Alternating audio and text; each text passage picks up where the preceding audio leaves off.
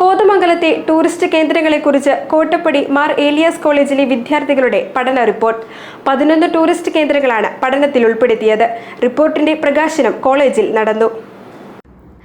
കോതമംഗലത്തെ tourist കേന്ദ്രങ്ങളെക്കുറിച്ചാണ് Kottappadi Mar Elias കോളേജിലെ tourism പഠന വിഭാഗം പഠനം നടത്തിയത്. ഭൂതത്താൻകെട്ടും തട്ടേക്കാടും ഉൾപ്പെടെ 11 കേന്ദ്രങ്ങളാണ് ഇതിൽ ഉൾപ്പെടുത്തിയത്. വിശദമായ റിപ്പോർട്ടാണ് തയ്യാറാക്കിയത്. റിപ്പോർട്ടിന്റെ പ്രകാശനം അസിസ്റ്റന്റ് കളക്ടർ പാർവതി ഗോപകുമാർ നിർവഹിച്ചു.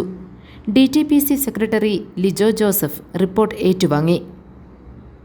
ഇങ്ങനൊരു റിപ്പോർട്ട് തയ്യാറാക്കാൻ വേണ്ടി എല്ലാ മാർഗനിർദ്ദേശങ്ങളും കൊടുത്ത് എല്ലാം ഫെസിലിറ്റേറ്റ് ചെയ്ത് എല്ലാ സപ്പോർട്ട് കൊടുത്ത കോളേജ് മാനേജ്മെൻറ്റിന്, പ്രിൻസിപ്പലിനും മാനേജറിനും ഒക്കെ എൻ്റെ അഭിനന്ദനങ്ങളും നന്ദിയും അറിയിക്കുന്നു.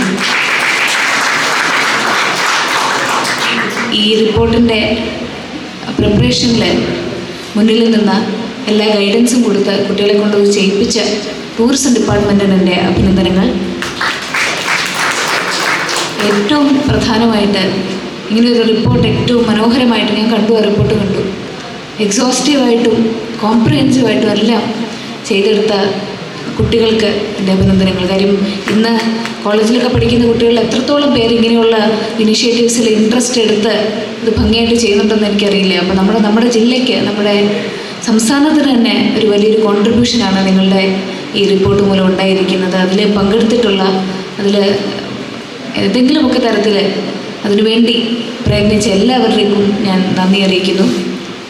നമ്മുടെ കോതമംഗലത്തിൽ, നമ്മുടെ ജില്ലയുടെ ഈ ഭാഗത്തിൻ്റെ സാധ്യതകൾ പുറംലോകം ഇനിയും അറിയാൻ ഉണ്ട്. ഈ റിപ്പോർട്ട് അതിലേക്ക് നമ്മളെല്ലാവരെയും സഹായിക്കുമെന്ന് പ്രതീക്ഷിക്കുന്നു. College management board president father Jose Parathuvayalil അധ്യക്ഷത വഹിച്ചു. Principal doctor Joseph T Moolayil, manager Sunil Joseph, CM George, Jancy P Mathews, ടിൻഡൂസ് കറിയ, C ശ്രീകല തുടങ്ങിയവർ പ്രസംഗിച്ചു. ജിലി K എൽദോസ് സ്വാഗതവും ഷാലോക് ഷാജി കൃതജ്ഞതയും പറഞ്ഞു. GTV news Kottappadi.